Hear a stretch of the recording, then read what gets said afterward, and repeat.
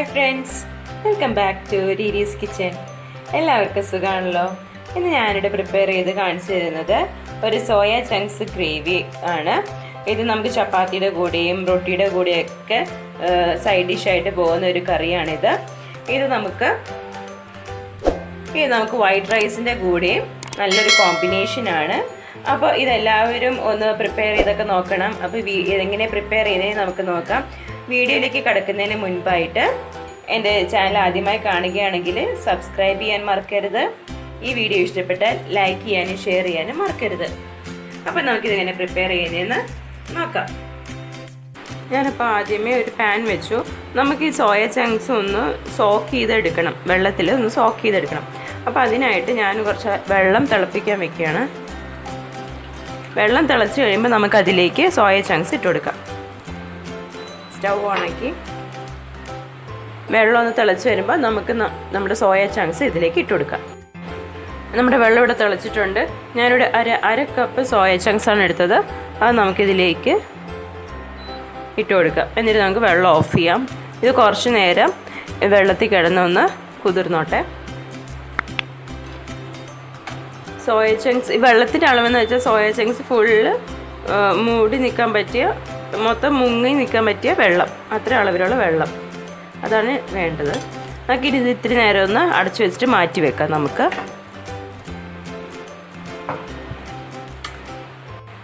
നമുക്ക് ഈ സമയം കൊണ്ട് നമുക്ക് മസാല തയ്യാറാക്കാം. അതിനായിട്ട് എൻ്റെ ഒരു പാൻ വെച്ചിട്ടുണ്ട്. ഇനി നമുക്കിതിലേക്ക് അല്പം എണ്ണ ഒഴിച്ചു കൊടുക്കാം. നമ്മുടെ പാൻ ഇവിടെ ചൂടായിട്ടുണ്ട്. നമുക്കിനി ഇതിലേക്ക് ഒരു ടീസ്പൂൺ എണ്ണ ഒഴിച്ചു കൊടുക്കാം.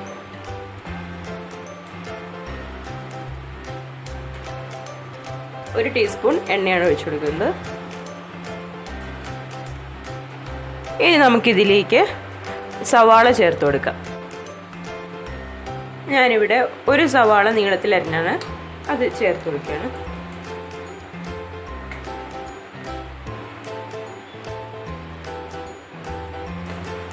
ഒരു മീഡിയം സൈസ് സവാളയാണ് ഞാൻ എടുത്തത്. നമുക്ക് നല്ലോണം ഒന്ന് വഴറ്റി കൊടുക്കാം. ചെറുതായിട്ടൊന്ന് വഴന്ന് വന്നാൽ മതി. കളറൊന്നും അധികം മാറണമെന്നില്ല. ചെറുതായിട്ടൊന്ന് വഴന്ന് കിട്ടിയാൽ മതി. നമുക്കിനി ഇതിലേക്ക് ഒരു ചെറിയ കഷ്ണം ഇഞ്ചിയും വലുതാണെങ്കിൽ ഒരു 3 അല്ലി വെളുത്തുള്ളിയും കൂടെ ചേർത്ത് കൊടുക്കുക. ഞാനത് മുഴുവനോടെയാണ് എടുത്തിരിക്കുന്നത്. എൻ്റെ ചെറിയ വെളുത്തുള്ളി ആയതുകൊണ്ട് തന്നെ ഞാനൊരു 5 എണ്ണം എടുത്തിട്ടുണ്ട്. 5 അല്ലി വെളുത്തുള്ളി എടുത്തിട്ടുണ്ട്. അതേപോലെ ഒരു ചെറിയ കഷ്ണം ഇഞ്ചി എടുക്കുക. ഇത് നമുക്ക് ചേർത്ത് കൊടുക്കാം.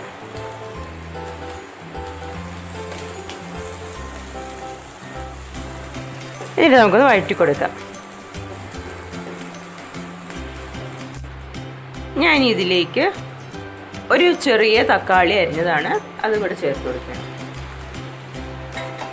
നമുക്കിത് തക്കാളിയും കൂടി ഒന്ന് വഴറ്റി കൊടുക്കാം. ഇത് നമ്മുടെ ഗ്രേവിക്ക് ആവശ്യമായിട്ടുള്ള മസാലയ്ക്ക് വേണ്ടിയിട്ട് അരയ്ക്കാൻ വേണ്ടിയിട്ടാണിത്. ഇനി നമുക്ക് ഒരു 3-4 കാഷ്യൂസും കൂടെ ചേർത്ത് കൊടുക്കാം.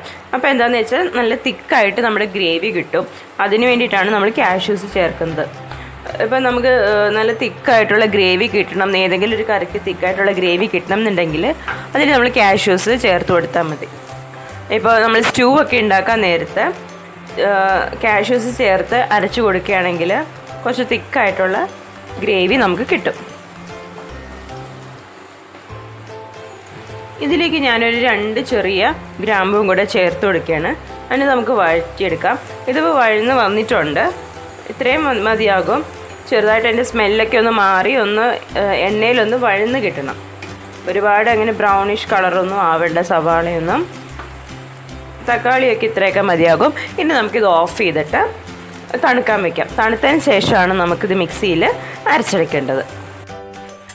ഞാനപ്പോൾ നമ്മുടെ ടൊമാറ്റോയും സവാളയും എല്ലാം നല്ലോണം ബ്ലെൻഡ് ചെയ്തെടുത്തിട്ടുണ്ട്. ഇനി നമുക്ക് അതേ പാൻ തന്നെയാണ്, സെയിം പാനാണ് ഞാൻ ഉപയോഗിച്ചത്. അതിലേക്ക് കുറച്ച് എണ്ണയും കൂടെ ഒഴിച്ചു കൊടുക്കാം. നമുക്ക് പാനിലേക്ക് ഒരല്പം എണ്ണ ഒഴിച്ചു കൊടുക്കാം. എണ്ണ ചൂടാകുമ്പോൾ നമുക്കിതിലേക്ക് ഒരല്പം ജീരകം ചേർത്ത് കൊടുക്കാം. ചെറുജീരകമാണിത്. ഇത് ചേർത്ത് കൊടുക്കാം. ജീരകം ഒന്ന് പൊട്ടി വരട്ടെ. ഇനി നമുക്കിതിലേക്ക് ഞാനിവിടെ ഒരു പകുതി സവാളയാണ് എടുത്തത്. ഒരു മീഡിയം സൈസ് സവാളയുടെ പകുതി എടുത്തിട്ടുണ്ട്. ഇത് നമുക്ക് ചേർത്ത് കൊടുക്കാം. നല്ലോണം വഴറ്റി കൊടുക്കാം നമുക്ക്. ഈ സമയം നമ്മൾ തിളച്ച വെള്ളത്തിൽ മാറ്റി വെച്ചിരുന്ന സോയ ചങ്ക്സ് നമുക്കത് എടുത്തിട്ട് തണുത്ത വെള്ളത്തിലേക്ക് മാറ്റാം നമുക്ക്. ഈ സമയം നമ്മൾ തിളച്ച വെള്ളത്തിൽ ഇട്ടുകൊണ്ടിരുന്ന സോയ ചങ്ക്സ് നമുക്ക് മാറ്റാം.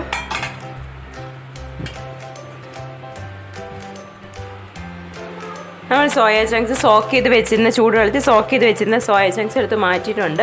നമുക്കിനി ഇതിലേക്ക് കുറച്ച് തണുത്ത വെള്ളം ചേർത്ത് കൊടുക്കാം. ഈ തണുത്ത വെള്ളത്തിൽ ഒരു 10 മിനിറ്റ് നേരം സോക്ക് ചെയ്യട്ടെ.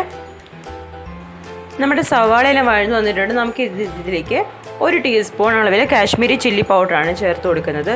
കുറച്ച് കളറ് കിട്ടാൻ വേണ്ടിയിട്ടാണ് 1 ടീസ്പൂൺ കാശ്മീരി ചില്ലി പൗഡർ ചേർത്ത് കൊടുത്തത്. നമുക്കതുപോലെ തന്നെ ഒരു അര ടീസ്പൂൺ അളവിൽ നമ്മുടെ എരിവുള്ള മുളക് പൊടി ചേർത്ത് കൊടുക്കാം. ഇനി ഇതിലേക്ക് നമുക്കൊരല്പം മഞ്ഞൾപ്പൊടി ചേർത്ത് കൊടുക്കാം. ഒരു പിഞ്ച് അളവിൽ മഞ്ഞൾപ്പൊടി കൂടെ ചേർത്ത് കൊടുക്കാം. ഇത് നമുക്ക് നല്ലോണം ഈ പൊടിയെല്ലാം നല്ലോണം അതിൻ്റെ പച്ചമണം മാറി വരട്ടെ. ഇതിലേക്ക് ഇനി നമ്മൾ ഗ്രൈൻഡ് ചെയ്ത് മാറ്റി വെച്ചിരുന്ന ടൊമാറ്റോ ഓണിയനും കൂടെയുള്ള ആ പ്യൂരി നമുക്ക് ചേർത്ത് കൊടുക്കാം. നമുക്ക് നല്ലോണം മിക്സ് ചെയ്യാം.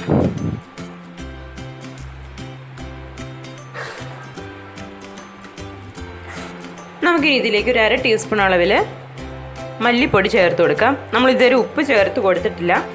അപ്പോൾ നമുക്കിനി ഉപ്പും കൂടെ ചേർത്ത് കൊടുക്കാം. നമുക്കിനി ആവശ്യത്തിനുള്ള ഉപ്പ് ചേർത്ത് കൊടുക്കാം. നമ്മൾ കാശ്മീരി ചില്ലി പൗഡറാണ് ചേർത്ത് കൊടുത്തത്. അതുകൊണ്ട് തന്നെ എരിവ് കുറച്ചും കൂടെ വേണമെന്നുണ്ടെങ്കിൽ നമുക്ക് എരിവുള്ള മുളക് പൊടി നമ്മൾ 1/2 ടീസ്പൂണേ ചേർത്ത് കൊടുത്തിട്ടുള്ളൂ. അപ്പോൾ എരിവ് കൂടുതൽ വേണമെന്നുണ്ടെങ്കിൽ നമുക്കതനുസരിച്ച് മുളക് പൊടി ചേർത്ത് കൊടുക്കാവുന്നതേ ഉള്ളൂ. നമുക്ക് നല്ലോണം സോട്ട് ചെയ്തിട്ട് നമുക്ക് ഗ്രേവിക്ക് ആവശ്യമായിട്ടുള്ള വെള്ളം ചേർത്ത് കൊടുക്കാം. ഞാൻ ഇതിലേക്ക് ഗ്രേവിക്ക് ആവശ്യമായിട്ടുള്ള കുറച്ച് വെള്ളം ചേർത്ത് കൊടുക്കുകയാണ്.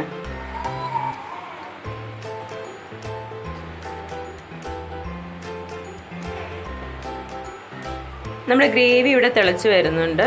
ആ സമയത്ത് നമ്മൾ സോക്ക് ചെയ്യാൻ വെച്ച സോയ ചങ്ക്സ് നല്ലോണം വെള്ളമെല്ലാം പിഴിഞ്ഞ് കളഞ്ഞ് നല്ലോണം സ്ക്വീസ് ചെയ്ത് കളഞ്ഞിട്ട് നമുക്ക് ഈ ഗ്രേവിയിലേക്ക് ഇട്ട് കൊടുക്കാം.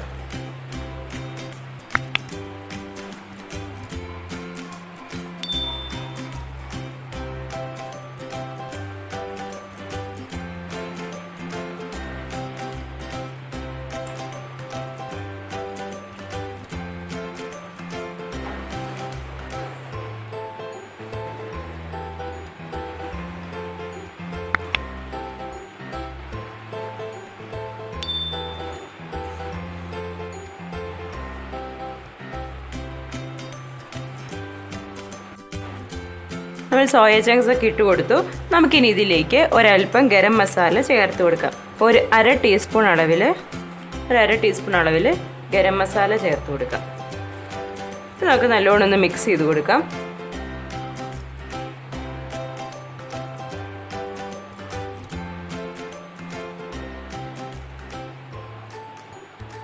ഒരു പിഞ്ചളവിൽ പഞ്ചസാരയും കൂടെ ചേർത്ത് കൊടുത്താൽ നല്ലതായിരിക്കും.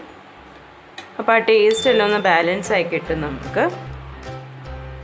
ഇതിനി നമുക്കൊരു 3 മിനിറ്റ് നേരം അടച്ചു വെച്ച് നല്ലോണം കുക്കാവട്ടെ. അതുവരെ വെയിറ്റ് ചെയ്യാം.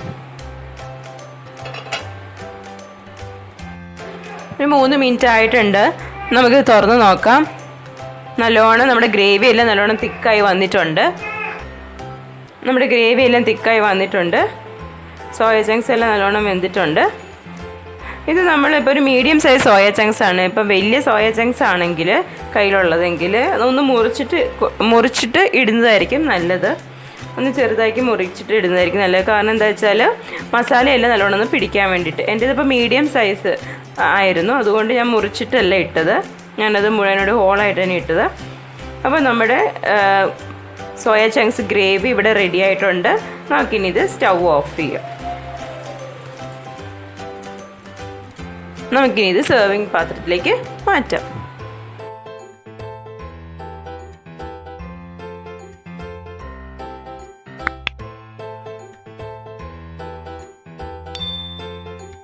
അപ്പോൾ നമ്മുടെ സോയ ചങ്ക്സ് ഗ്രേവി ഇവിടെ റെഡി ആയിട്ടുണ്ട്. അപ്പോൾ ഇതെല്ലാവർക്കും ഇഷ്ടമാകും. അപ്പോൾ ഇതെല്ലാവരും ഒന്ന് ട്രൈ ചെയ്തൊക്കെ നോക്കണം. അപ്പോൾ വേറൊരു റെസിപ്പിയാണ് വരുന്നവരേക്കും. Till then take care. By.